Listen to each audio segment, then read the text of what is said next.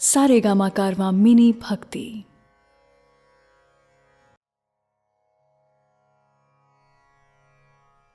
भगवत गीता अध्याय 6 आत्म संयम योग। अथ षष्ठोध्यायः आत्म संयम योग। दोस्तों, हमारे कितने ही जन्म हो चुके हैं ये हम नहीं जानते, लेकिन ये जानते हैं कि इस जन्म में हम में इतनी समझ है कि अगर हम चाहें तो इस जन्म में भगवत गीता को सुन के समझ के ज्ञान हासिल कर सकते हैं। मैं शैलेंद्र भारती इसी ज्ञान को प्रस्तुत कर रहा हूं। जय श्री कृष्ण। श्री भगवानुवाच अनाश्रितः कर्मफलं कार्यं कर्म करोति यः स सन्न्यासी च योगी च न निरग्निर्न चाक्रियः। श्री भगवान कह रहे हैं, जो पुरुष कर्म के फल की इच्छा न करके सिर्फ करने योग्य कर्म करता है, यानी अपने कर्तव्य को निभाता है, वही असली सन्यासी और योगी है। असली सन्यासी या योगी वो नहीं जो दुनिया को छोड़ के ये कहता है कि दुनिया के काम उसके लिए नहीं है। असली योगी वो है जो अपना निर्धारित कर्म, अपना कर्तव्य निभाता है। बस ध्यान इस बात का रखना है दोस्तों कि कर्म के फल की आशा या इच्छा नहीं करनी है। फल की इच्छा करी तो वो स्वार्थ हो जाएगा। फल पर अधिकार नहीं, सिर्फ कर्म पर अधिकार है। यम सन्न्यासमिते प्राहुर्योगं तं विद्धि पांडव न ह्यः सन्न्यस्तसंकल्पो योगी भवति कश्चन। हे अर्जुन, जिसको सन्यास कहते हैं उसी को तू योग जान। सन्यास यानी कि कामनाओं का त्याग। अपनी कामनाओं, इच्छाओं को तो छोड़ना ही पड़ता है, तभी उस सन्यास को योग कहा जाएगा। लेकिन इच्छा को छोड़ देने का मतलब कर्म को छोड़ देना बिल्कुल भी नहीं है दोस्तों। ऐसे सन्यासी योगी नहीं माने जा सकते। कर्म तो करना ही पड़ेगा, चाहे कुछ भी हो जाए। कर्म करते हुए जो त्याग करता है, कर्म के फल में अपना जी नहीं लगाता, उसे ही योगी कहा जा सकता है। आरुरोक्षुर्मनेर्योगं कर्म कारणमुच्यते योगारूढ़स्य तस्यैव शमः कारणमुच्यते। योगी सिर्फ वो ही हो सकता है जो सोचता है, समझता है, मनन करता है। ऐसे मननशील पुरुष के लिए योग की प्राप्ति में यह जरूरी है कि वो निष्काम भाव से कर्म करे। और जब वो योग के रास्ते पर चलने लग जाता है तो सबसे जरूरी होता है सर्व संकल्पों का अभाव, यानी कामनाओं का त्याग। आप में से कई को लग सकता है दोस्तों कि अगर कामना करना ही छोड़ दिया तो फिर जीवन में बचेगा क्या। परंतु सच्चाई यह है कि जब आप कामना करना छोड़ेंगे तभी असली जीवन शुरू होगा।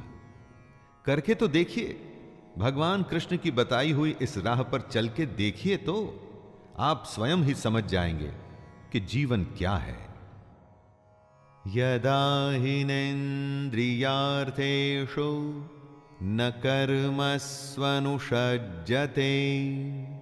सर्वसंकल्पसन्न्यासी योगारूढ़स्तदोच्यते। कृष्ण कहते हैं कि जिस समय में योगी न तो इंद्रियों के भोगों में अपना मन लगाता है और ना ही कर्मों में ही आसक्त होता है, उस समय में जब वो अपनी सारी कामनाओं का त्याग कर देता है, तभी योगी होने की असली अवस्था में पहुंचता है। सबसे पहले आती है सोच, सोच के बाद सोचे हुए पर चलना, और सोचे हुए पर चलने के बाद उस रास्ते से भटकना नहीं और फिर आखिर में लक्ष्य को प्राप्त करना। पूर्ण योगी बनाने के पूरे रास्ते को कृष्ण ने अर्जुन को समझाया है। उद्धरेदात्मनात्मानं नात्मानमवसादयेत् आत्मैव ह्यात्मनो बन्धुर् आत्मैव रिपुरात्मनः। दोस्तों, हम अपने ही सबसे बड़े मित्र हैं और अपने ही सबसे बड़े दुश्मन। अगर आपको लगता है कि आपके दोस्त या रिश्तेदार आपका भला या बुरा कर सकते हैं तो वो बिल्कुल गलत है। वो दुनियादारी की बातों में आपको फायदा या नुकसान जरूर पहुंचा सकते हैं, लेकिन उन बातों का कोई अर्थ नहीं है। आप स्वयं ही अपने आप को इस दुनिया से ऊपर उठाकर ज्ञान हासिल करने की कोशिश कर सकते हैं। आपको खुद को ही कर्मों के बंधन में से छूटने की कोशिश करनी होगी, क्योंकि मरते भी आप हैं और जीते भी आप हैं, और अपनी कोशिश से भगवान को भी हासिल आप ही करेंगे। बंधुरात्मात्मनस्तस्य येनात्मैवात्मना जितः अनात्मनस्तु शत्रुत्वे वर्तेतात्मैव शत्रुवत्। इस श्लोक में कृष्ण बता रहे हैं कि हम में से कौन अपना खुद का दोस्त और कौन अपना खुद का शत्रु है। जिसने अपने मन और इंद्रियों सहित शरीर को जीता हुआ है वो अपने आप का मित्र है, और जिसके द्वारा मन तथा इंद्रियों सहित शरीर नहीं जीता गया है वो अपना शत्रु है। जो भावनाओं के आवेग में नहीं बहता और खुद पर नियंत्रण रखता है वो अपना भला करता है, लेकिन जो काम या क्रोध में उल्टा सीधा कर जाता है वो अपना कितना बड़ा नुकसान करता है ये आप समझ सकते हैं। फैसला आपके अपने हाथ में है दोस्तों। जितात्मनः प्रशांतस्य परमात्मा समाहितः शीतोष्ण सुख दुःखेषु तथा मानापमानयोः। सर्दी में या गर्मी में, सुख हो या दुख हो, जो एक जैसा ही रहता हो, शांत, मान हो या अपमान हो, जो दोनों में एक भाव से ही रहता हो, ऐसे पुरुष को कृष्ण स्वाधीन कहते हैं, मतलब कि इंडिपेंडेंट। ऐसे स्वाधीन पुरुष में ही सच्चा ज्ञान हो सकता है। अगर बाहरी चीजें डिसाइड करती हैं कि हमारा बर्ताव कैसा होगा तो हम डिपेंडेंट हो गए। हमारी स्वाधीनता बंधी हुई है बाहर की चीजों में। जब हम अपने आप पर नियंत्रण पा लेते हैं तो सब कुछ हमारे अंदर होता है। वो सच्ची आजादी है दोस्तों। परंतु हम में से ज्यादातर लोग गुलाम हैं। बस फर्क इतना ही है कि वो जानते नहीं। ज्ञान विज्ञान तृप्तात्मा कूटस्थो विजितेन्द्रियः युक्त इत्युच्यते योगी समलोष्टाश्मकाञ्चनः। जिसके अंदर ज्ञान और विज्ञान भरा हुआ है, जो किसी कमी को अपने पर हावी नहीं होने देता, जिसकी अपनी इंद्रियां अच्छे से जीती हुई हैं और जिसके लिए मिट्टी, पत्थर और सोना एक समान है, वह योगी युक्त अर्थात भगवत प्राप्त है। असली योगी मिट्टी और सोने को एक जैसा समझता है। लेकिन सोना तो बहुमूल्य होता है, तो सोने को मिट्टी समझना क्या नादानी नहीं है दोस्तों? जी नहीं, सोना बहुमूल्य है, लेकिन इस दुनिया के सुखों के लिए वो सुख जो असल में झूठे हैं, योगी पुरुष इस बात को जान जाता है। सुहृन्मित्रार्युदासीन मध्यस्थ द्वेष्य बंधुषो साधुष्वपि च पापेषु समबुद्धिर्विशिष्यते। योगी की परिभाषा को समझाते हुए कृष्ण कहते हैं, जो सुहृद है, मतलब जो मन से सबका भला चाहता है, जो सबका दोस्त है, जो अपने दुश्मन से, अपना बुरा चाहने वाले का भी अच्छा चाहता है, वही असली योगी है। अच्छे बुरे लोगों में भेद करना हम सबकी आदत होती है, लेकिन क्या सब लोगों को जज कर पाने में आप सक्षम हैं? नहीं। जो योगी होता है ना, वो किसी को जज नहीं करता, वो सबके लिए एक जैसा भाव रखता है। साधु को अच्छा कहना और चोर को बुरा कहना तो आम बात है, वो तो हम सब करते हैं, लेकिन योगी ऐसा नहीं करता। योगी युञ्जीत सततं आत्मानं रहसि स्थितः एकाकी यच्चितात्मा निराशीर परिग्रहः। जो अपने मन और इंद्रियों के साथ शरीर को वश में रखता है, जिसने अपने मन में आशा को खत्म कर दिया है और जो कुछ भी संग्रह मतलब कि इकट्ठा नहीं करता, वही योगी है। उसे अकेले ही एकांत स्थान में स्थित होकर आत्मा को निरंतर परमात्मा में लगाना चाहिए, एक्यूमुलेट करना चाहिए। जमा करना हम सबकी आदत है। जिस तरह से जितना पैसा हम जमा करते हैं ना दोस्तों, उसी तरह से अज्ञान और पाप भी जमा होता है, जिसका के हिसाब एक दिन तो देना ही होता है। योगी समझदार होता है, वो दुनिया से दूर होकर अकेले में भगवान को याद करता है। शुचौ देशे प्रतिष्ठाप्य स्थिरमासनमात्मनः नात्युच्छ्रितं नातिनीचं चैलाजिन कुशोत्तरम्। इस श्लोक में कृष्ण ध्यान में कैसे बैठें उसका तरीका बता रहे हैं। साफ सुथरी भूमि पर घास का आसन या मृगछाल या वस्त्रों से बना आसन होना चाहिए।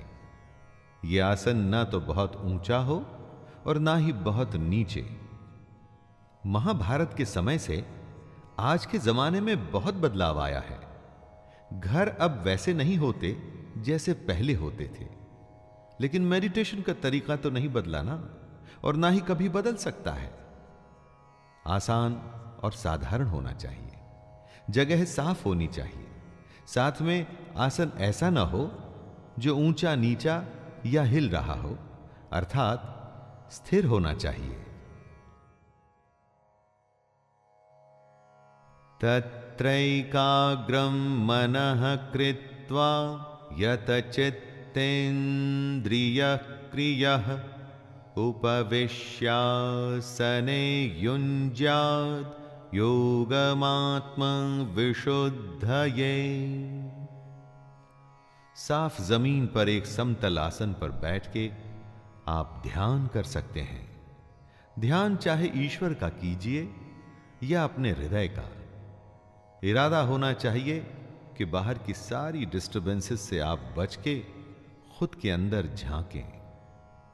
दोस्तों, कृष्ण कहते हैं कि आसन पर बैठकर चित्त और इंद्रियों की क्रियाओं को वश में रखते हुए मन को एकाग्र करके अंतःकरण की शुद्धि के लिए योग का अभ्यास करें। मन को एकाग्र चित्त करके और हमारा मन जो हमेशा इधर उधर भागता है उसे नियंत्रण में रखना है। समं काय शिरो ग्रीवं धारयन्नचलं स्थिरः संप्रेक्ष्य नासिकाग्रं स्वं दिशश्चानवलोकयन्। ध्यान में कैसे बैठें, मेडिटेशन कैसे करें, इसी को समझा रहे हैं कृष्ण। वो कहते हैं कि अपने शरीर, सिर और गले को समान एवं अचल धारण करके और स्थिर होकर अपनी नाक के आगे के हिस्से पर दृष्टि जमाकर अन्य दिशाओं को न देखते हुए बैठना है। और बैठे हुए आपका सिर, गला और शरीर का बाकी हिस्सा एकदम सीधा होना चाहिए। शरीर की स्थिरता के बाद मन को स्थिर करने के लिए आंखें नाक के आगे वाले हिस्से पर रखें ताकि और कुछ दिखाई न दे। ऐसा करके अपने मन को आप नियंत्रित कर सकते हैं, ध्यान कर सकते हैं। प्रशांतात्मा विगत भीर ब्रह्मचारि व्रते स्थितः मनः संयममच्चित्तो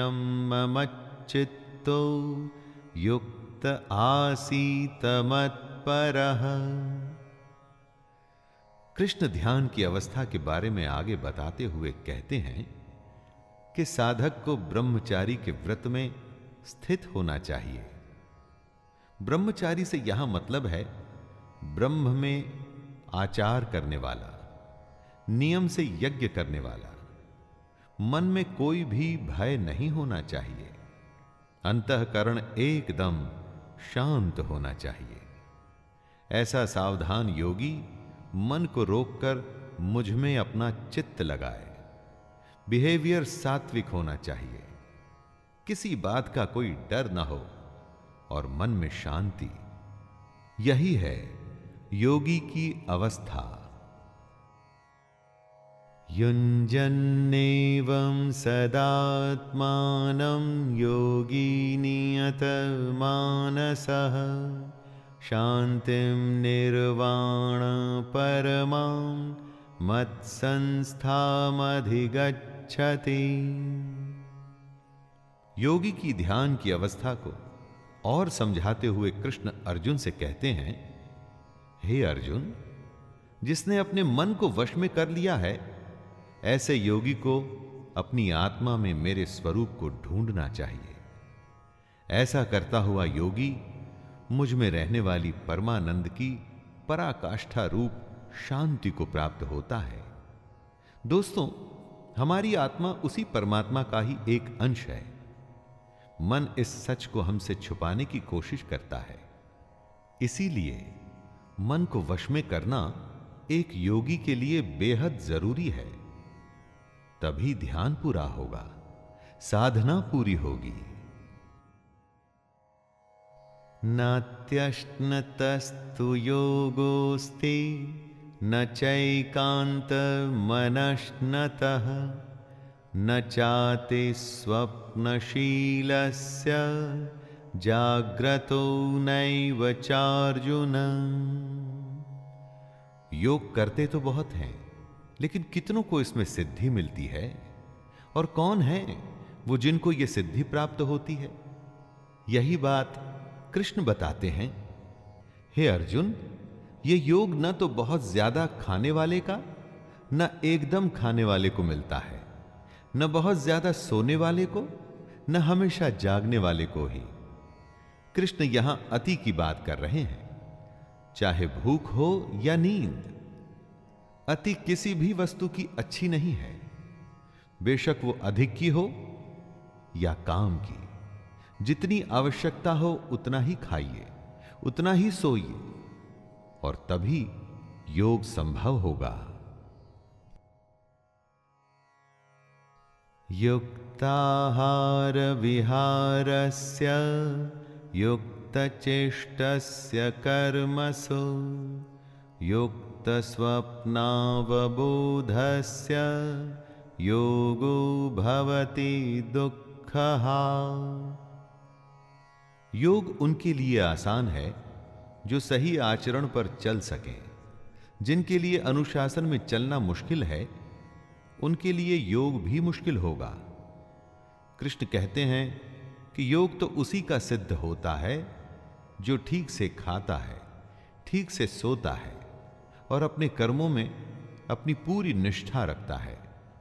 ऐसे ही साधक का योग पूरा होता है और उसके सारे दुख कट जाते हैं। किसी भी एक्टिविटी को आप लीजिए, अगर उस एक्टिविटी में आपको कुछ करना है तो डिसिप्लिन तो दिखाना ही पड़ेगा दोस्तों। यदा विनियतं चित्तम आत्मन्येवावतिष्ठते निःस्पृह सर्वकामेभ्यो युक्त इत्युच्यते तदा।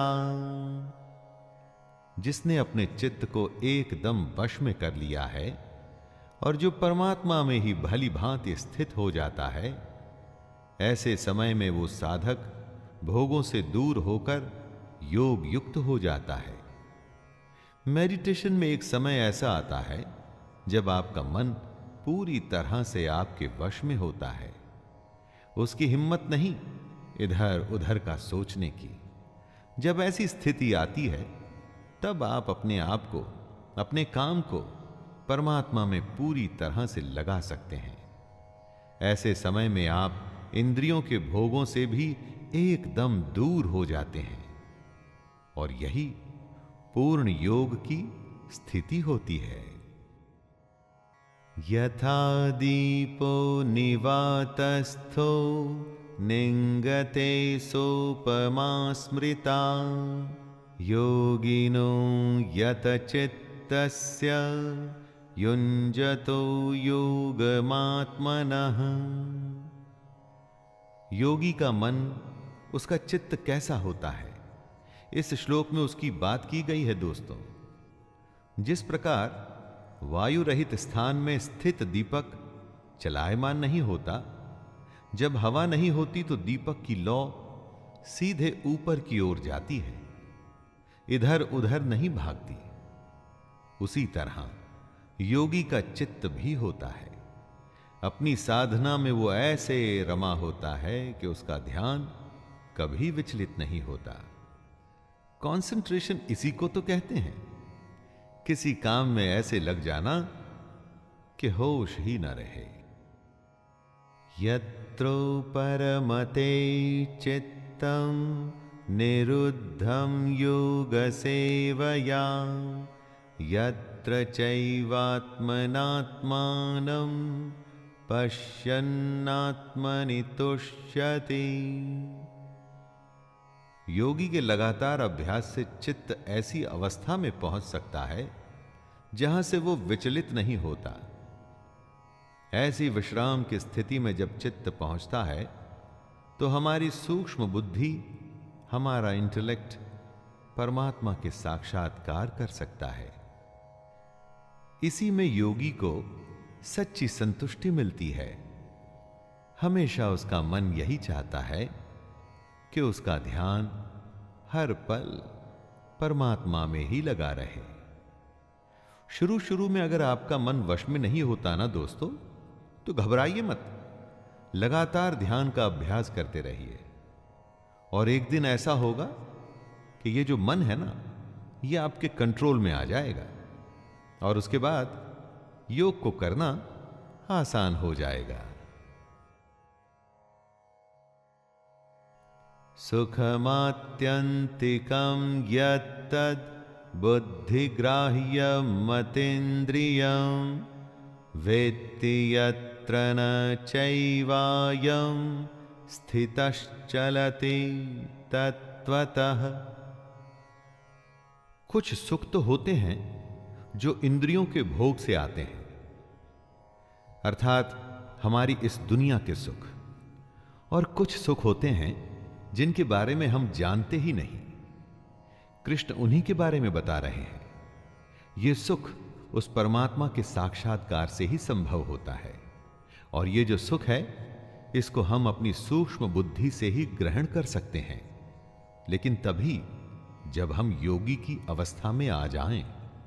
जिन सुखों को हम जानते हैं वो तो थोड़ी देर के ही होते हैं। असली सुख क्या है वो हम में से कुछ लोग ही जानते हैं।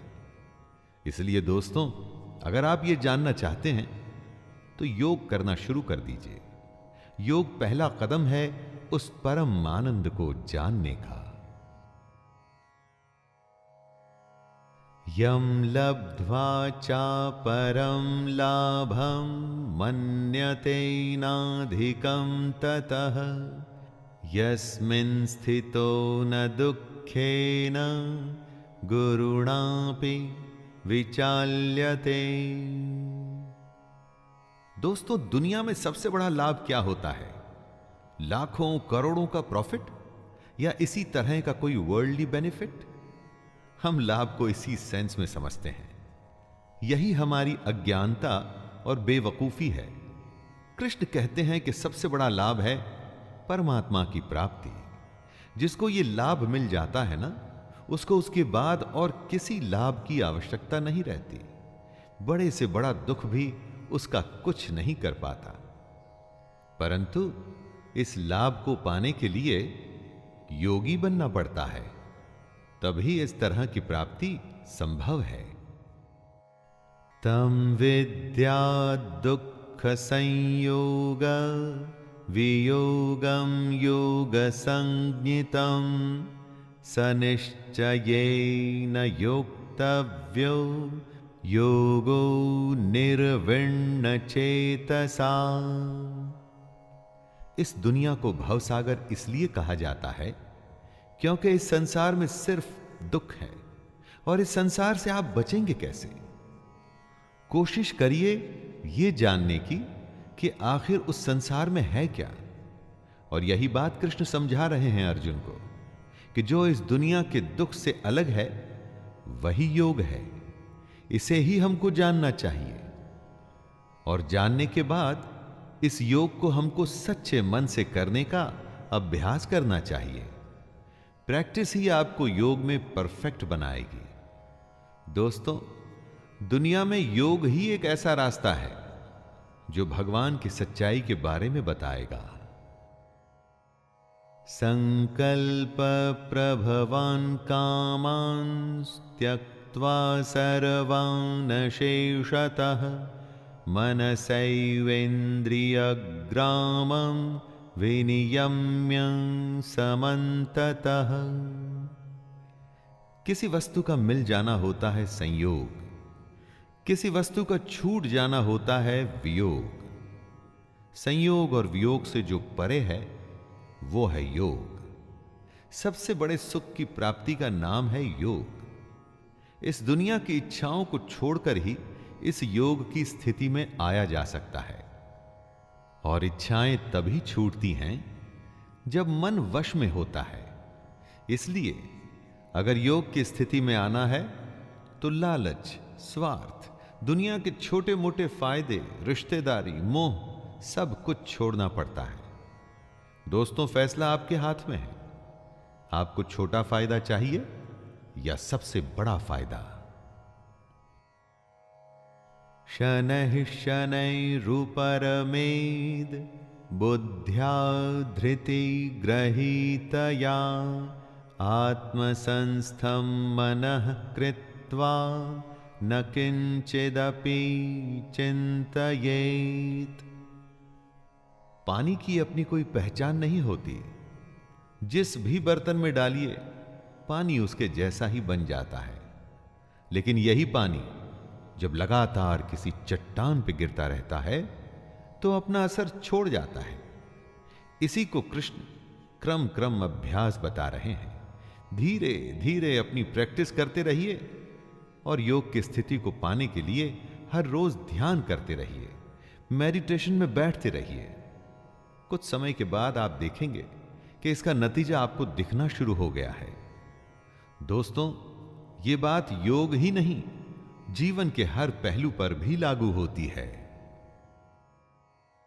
यतो यतो निश्चरति मनश्चंचलमस्थिरं ततस्ततो नियम्यैतद् आत्मन्येव वशं नयेत्।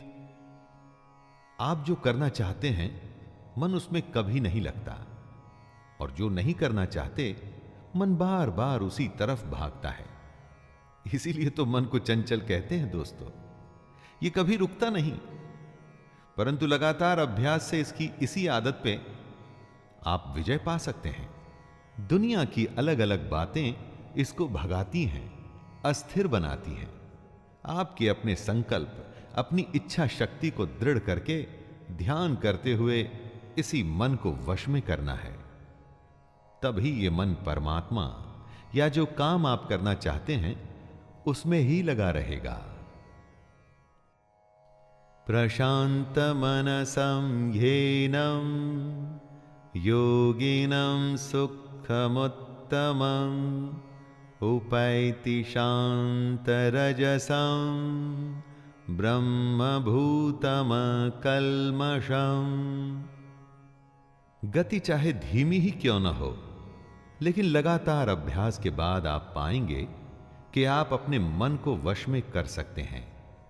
एक बार ऐसा हो गया तो आपका मन शांत हो जाएगा, उसकी चंचलता खत्म हो जाएगी।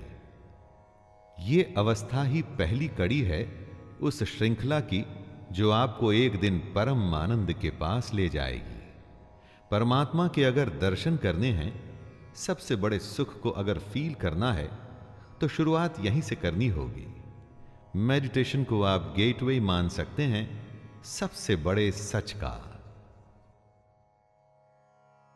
युञ्जन्नेवं सदात्मानं योगी विगत कल्मषः सुखेन ब्रह्म संस्पर्शम् अत्यंतं सुखमश्नुते।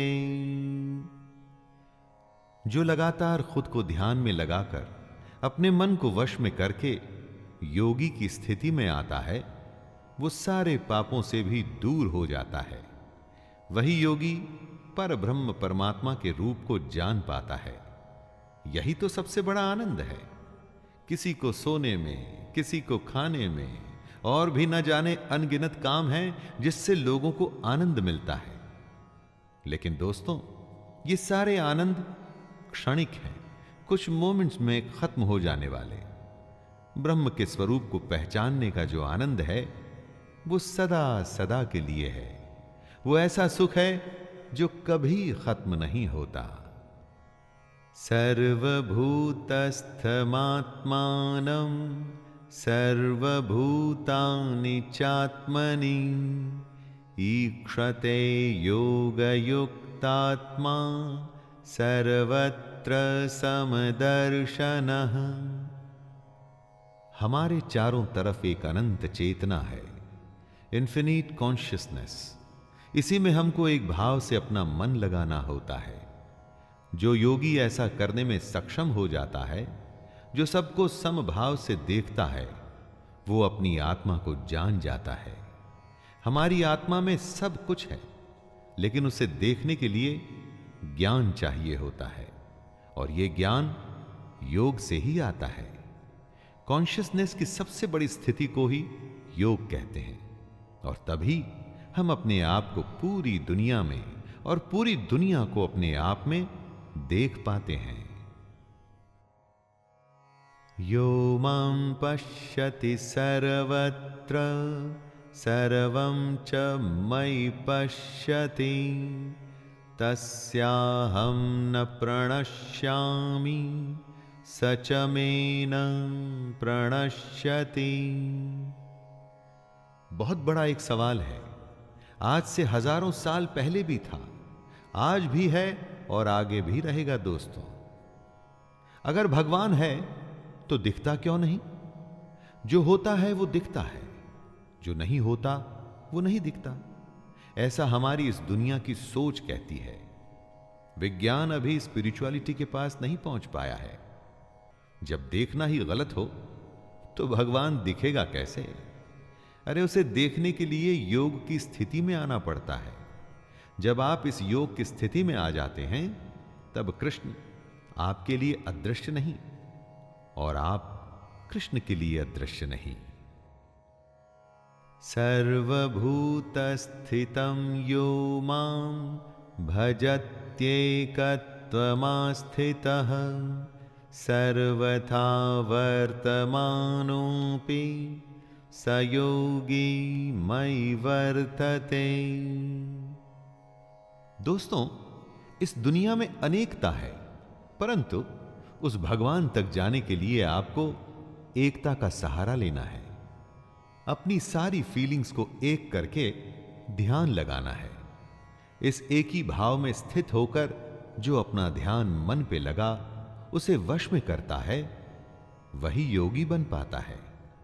बहुत सारे विचारों की जरूरत नहीं है।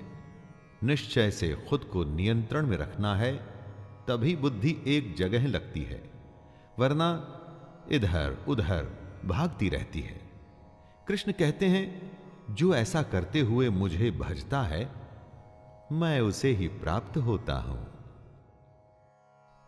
आत्मौपम्येन सर्वत्र समं पश्यति योऽर्जुन, सुखं वा यदि वा दुःखं स योगी परमो मतः। हे अर्जुन, जो योगी सुख और दुख को समान ही देखता है, ऐसे सम देखने वाले योगी को परम श्रेष्ठ माना गया है। दोस्तों, जो भेदभाव करे, क्या वो योगी कहलाया जा सकता है? नहीं। जो सबको स्वीकार न करे, क्या वो योगी कहलाया जा सकता है? कभी नहीं। कृष्ण योगी को डिफाइन करते हुए बताते हैं कि योगी तो वो है जो समभाव रखता है, वो सुख और दुख में एक जैसा होता है। भगवान को सिर्फ मंदिर या पूजा पाठ में हम जैसे लोग देखते हैं। वो तो योगी ही होता है जिसे हर वस्तु में भगवान दिखता है। अर्जुन उवाच योऽयं योगस्त्वया प्रोक्तः साम्येन मधुसूदन, एतस्याहं न पश्यामि चञ्चलत्वा स्थितिं स्थिराम्। अर्जुन एक बहुत ही स्वाभाविक सवाल पूछते हैं।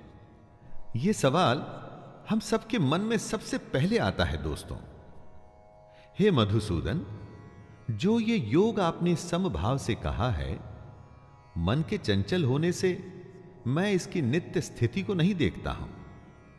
अर्जुन कहते हैं कि मन क्योंकि चंचल है, इसलिए वो कभी समभाव में आ ही नहीं पाते। ये कहना तो आसान है कि सुख और दुख को एक जैसा देख के समभाव रखना चाहिए, लेकिन मैं ये जानना चाहता हूं कि इस समभाव को लाएं कैसे। चंचलम ही मनः कृष्ण प्रमाथि बलवृद्धृढम्, तस्याहं निग्रहं मन्ये वायोरिव सुदुष्करम्। हे श्री कृष्ण, ये मन बड़ा चंचल है, दूसरों को दबाता है, बड़ा दृढ़ और बलवान है। मन को वश में करना मैं वायु को रोकने की भांति बहुत ही दुष्कर मानता हूं। क्या वायु को आप रोक पाते हैं? दोस्तों, अर्जुन मन को वश में करने को इतना ही मुश्किल बता रहे हैं और पूछ रहे हैं कि इस बदमाश मन को कैसे कंट्रोल में लाएं। इसीलिए तो कहा जाता है कि मन के हारे हार है और मन के जीते जीत। मन इतना बड़ा है कि हर हार और जीत इसी से जुड़ी है, और अर्जुन इसी सबसे बड़े सवाल से परेशान है। श्री भगवानुवाच असंशयं महाबाहो मनो दुर्निग्रहं चलम्, अभ्यासेन तु कौन्तेय वैराग्येण च गृह्यते। सबसे कठिन प्रश्न का सबसे आसान उत्तर सिर्फ कृष्ण ही दे सकते हैं। श्री भगवान बोले, हे महाबाहो, निसंदेह मन चंचल और कठिनता से वश में होने वाला है, परंतु हे कुंती पुत्र अर्जुन, यह अभ्यास और वैराग्य से वश में होता है। दोस्तों, इस एक सलाह को अगर आप गांठ बांध लें, समझ लें, तो दुनिया की किसी भी मुश्किल को आसानी से झेल जाएंगे, उसे जीत जाएंगे। मन किसी के वश में नहीं आता, लेकिन वो अभ्यास और वैराग्य के वश में आ जाता है। प्रैक्टिस करते रहिए, अपने आप इच्छाओं का दमन हो जाएगा। असंयतात्मना योगो दुष्प्राप इति मे मतिः वश्यात्मना तु यतता शक्यो वाप्तुमुपायतः। कृष्ण कहते हैं कि जिसका मन वश में किया हुआ नहीं है, ऐसे पुरुष के लिए योग प्राप्त करना बेहद मुश्किल है। लेकिन प्रयत्नशील पुरुष अगर लगातार अभ्यास में लगा रहे तो वो योग को प्राप्त कर सकता है। जो कोशिश करने को तैयार है, जिसे मेहनत से परेशानी नहीं, वो कुछ भी हासिल कर सकता है। बस छोड़ना नहीं है, लगे रहना है दोस्तों। सफर लंबा हो या छोटा, पहला कदम तो उठाना ही पड़ेगा। मन को वश में करना भी वो पहला कदम ही है। लेकिन ये पहला कदम इतना बड़ा है कि उसके बाद का सफर कैसे और कब पूरा हो जाएगा, आपको पता ही नहीं चलेगा।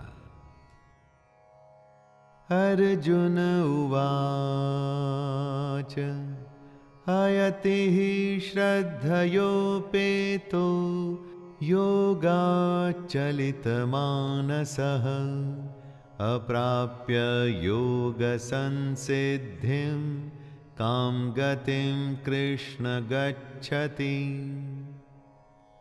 अर्जुन योग से जुड़ा प्रश्न करता है, हे कृष्ण, मान लीजिए जो योग में श्रद्धा रखते हैं लेकिन संयमी नहीं हैं, खुद पर नियंत्रण नहीं रख पाते, तो उनका क्या होगा? मान लीजिए जिसका मन योग से विचलित हो गया है, ऐसे साधक को योग तो प्राप्त होगा ही नहीं और ना ही वो भगवान से साक्षात्कार पाएगा। तो ऐसे साधक का क्या होता है? दोस्तों, ये प्रश्न हम सब के लिए है। हम में से कितने लोग योग में श्रद्धा रखते हैं, उसे शुरू भी करते हैं, लेकिन मन को वश में नहीं कर पाते। मन को वश में नहीं किया तो योग पूरा नहीं होगा, और तब हमारा आखिर क्या होगा? कच्चिन्नो भय विभ्रष्टश् छिन्ना भ्रमिव नश्यति अप्रतिष्ठो महाबाहो विमूढ़ो ब्रह्मणः पथे। अर्जुन कृष्ण से प्रश्न कर रहे हैं कि जो पुरुष योग के रास्ते पर तो चला था, लेकिन रास्ते में ही पथ भ्रष्ट हो गया, मन को वश में नहीं कर पाया, तो उसका क्या होगा? अर्जुन कहते हैं, हे महाबाहो, क्या वो भगवान को प्राप्त करने के रास्ते में जो पुरुष मोहित हो गया, तो वो आसमान के बिखरे हुए बादल की ही तरह नष्ट हो जाएगा? मुश्किल रास्ते में डर तो लगता ही है, क्या पता रास्ते में क्या होगा। इसी डर को, इसी संशय को अर्जुन कृष्ण से पूछ रहे हैं। जिसने योग शुरू तो किया, लेकिन बीच में ही अगर वो रास्ता भूल गया, जिससे योग छूट गया, तो उसका क्या होगा? क्या वो नष्ट हो जाएगा? एतन्मे संशयं कृष्ण छेत्तुर्मर्हस्य शेषतः त्वदन्यः संशयस्यास्य छेत्तानायुपपद्यते।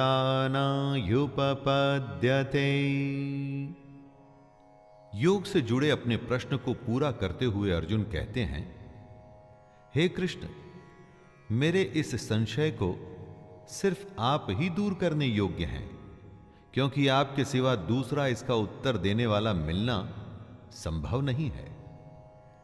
दोस्तों, अर्जुन जानते हैं कि उसके सामने साक्षात ईश्वर है। वो ईश्वर जो मनुष्यों के बीच मनुष्यों के युद्ध में खड़ा है और युद्ध करने की सलाह दे रहा है। अर्जुन को पता है कि कृष्ण से बड़ा कोई ज्ञानी नहीं। जो कृष्ण ने कह दिया वही अंतिम सत्य है। इस प्रश्न में एक तरह से अर्जुन का प्रणाम है कृष्ण को। श्री भगवानुवाच पार्थनैवेह नामुत्र विनाशस्तस्य विद्यते न हि कल्याणकृतः कश्चित् दुर्गतिं तात गच्छति। श्री भगवान अर्जुन को उत्तर देते हैं, हे पार्थ, उस पुरुष का न तो इस लोक में नाश होता है और न परलोक में ही, क्योंकि हे प्यारे, अपनी आत्मा के भले के लिए कर्म करने वाला कोई भी मनुष्य दुर्गति को प्राप्त नहीं होता। जिसने योग शुरू किया लेकिन बेचारा मन को वश में नहीं कर पाया, तो उसका क्या होगा? क्या वो नष्ट हो जाएगा? दोस्तों, यही प्रश्न था अर्जुन का, और उत्तर में कृष्ण कहते हैं कि जिसने आत्मा की भलाई का रास्ता चुना है, जो भगवान को जानना चाहता है, उसका कभी नाश नहीं हो सकता। दोनों लोकों में उसका बुरा हो ही नहीं सकता। सही भी है दोस्तों, भगवान को पाने के रास्ते में जो चलता है ना, उसका बुरा हो भी कैसे सकता है। प्राप्य पुण्य कृतां लोकान् उषित्वा शाश्वतिः समाः शुचीनां श्रीमतां गेहे योगभ्रष्टोऽभिजायते। जिसने योग शुरू तो किया लेकिन बीच में ही छोड़ दिया, ऐसे पुरुष को कृष्ण योग भ्रष्ट कहते हैं।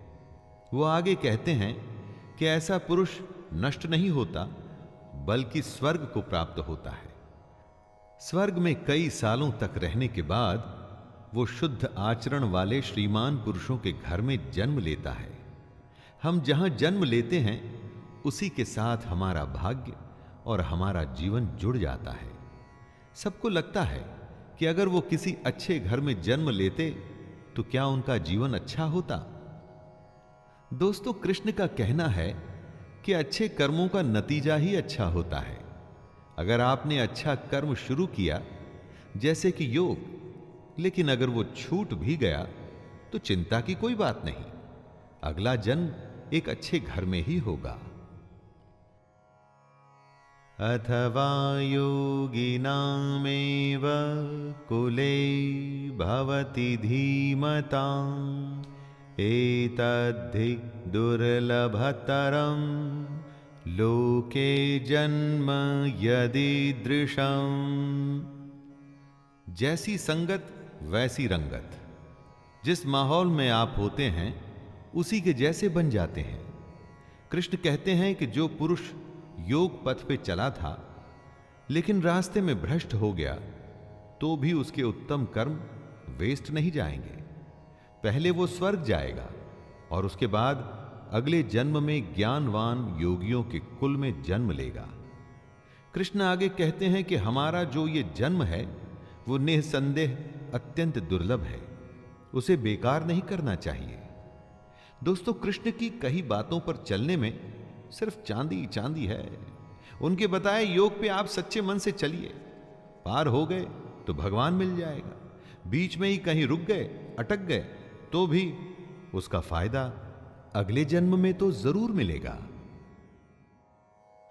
तत्र तं बुद्धि संयोगं लभते पौर्वदेहिकं यतते च ततो भूयः संसिद्धौ कुरु नंदन।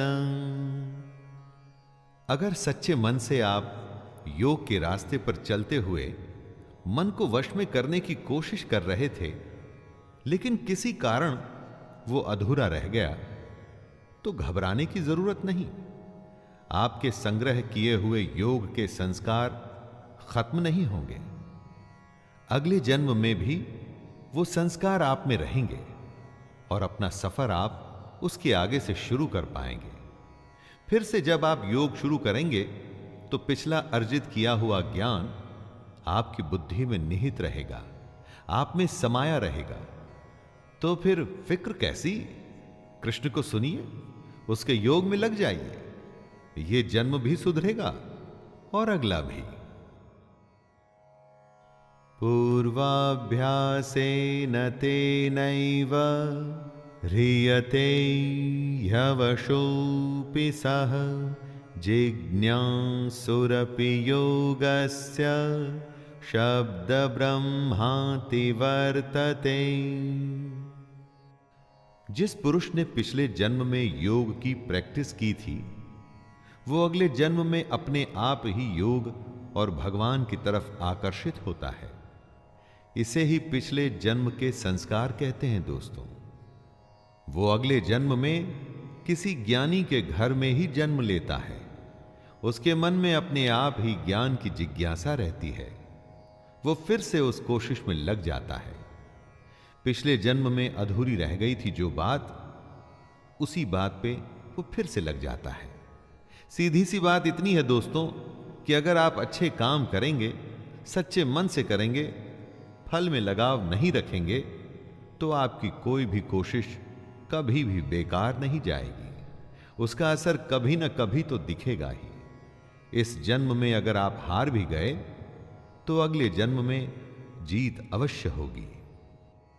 प्रयत्नाद्यतमानस्तु योगी संशुद्ध किल्बिषः अनेक जन्म संसिद्धस् ततो यात परां गतिम्।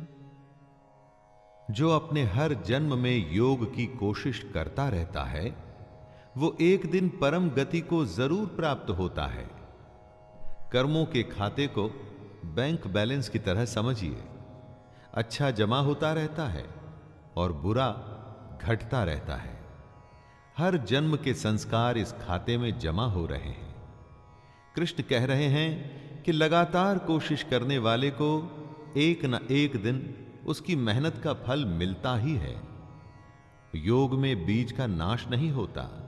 अगर आपने योग में कुछ भी कोशिश की तो उसका फल तो अवश्य ही मिलेगा।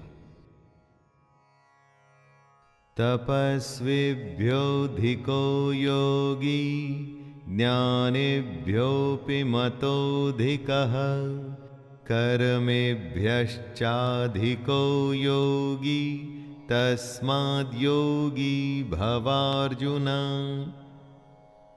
योगी तपस्वियों से भी श्रेष्ठ होता है। शास्त्र को जानने वालों से भी श्रेष्ठ माना जाता है उसे। जो सकाम काम करता है उनसे भी योगी श्रेष्ठ होता है। कृष्ण कहते हैं, हे अर्जुन, तू योगी हो। दोस्तों, योग और योगी की महिमा का डिस्क्रिप्शन देते हुए कृष्ण कहते हैं कि योगी सबसे बड़ा होता है। कितनी ही कोई तपस्या क्यों न कर ले, शास्त्रों का ज्ञान हासिल क्यों न कर ले, कितने भी सकाम कर्म क्यों न कर ले, लेकिन योगी की बराबरी नहीं कर सकता। कृष्ण चाहते हैं कि अर्जुन योगी बने। दोस्तों, हमें भी योग को समझ उसे अपने जीवन में उतारकर योगी बनने की कोशिश करनी चाहिए। योगिनामपि सर्वेषां मद्गतेनान्तरात्मना श्रद्धावान् भजते यो मां समे युक्ततमो मतः। जितने भी योगी होते हैं ना, उनमें से सबसे श्रद्धावान योगी अपनी आत्मा से मुझको निरंतर भजता है। वह योगी मुझे परम श्रेष्ठ मान्य है। कृष्ण जी ने अपनी प्रेफरेंस बताई है दोस्तों। भजन दिखावे की चीज नहीं होती, इसका प्रदर्शन नहीं करना चाहिए। आपके आसपास के लोगों को शायद ये अच्छा लगे, लेकिन भगवान को बिल्कुल अच्छा नहीं लगता ये सब। यही कृष्ण भी कह रहे हैं। जो अपने अंतःकरण से, अपनी आत्मा से मुझको भजता है, कृष्ण को आपको सिर्फ अपने मन में रखना है। उसकी फोटो गले में टांग के नहीं घूमना, उसका टैटू नहीं करवाना है, उसकी बताई बातों पर चलना है, उसके योग को साधना है। तभी तो आप उसके प्रिय होंगे और तभी आपको वो सारी चीजें प्राप्त होंगी जो आप चाहते हैं। दोस्तों, ये था 6ठा अध्याय। जिसमें कृष्ण ने योग और योगी की विशेषताओं के बारे में बात की, हमें समझाया कि योग क्या होता है, कैसे होता है और अगर शुरू किया जाए तो कैसे कई जन्मों तक चलता है। आइए अब फिर से मुलाकात होगी 7वें अध्याय में। तब तक के लिए मैं शैलेंद्र भारती आपसे आज्ञा लेता हूं। धन्यवाद। जय श्री कृष्ण।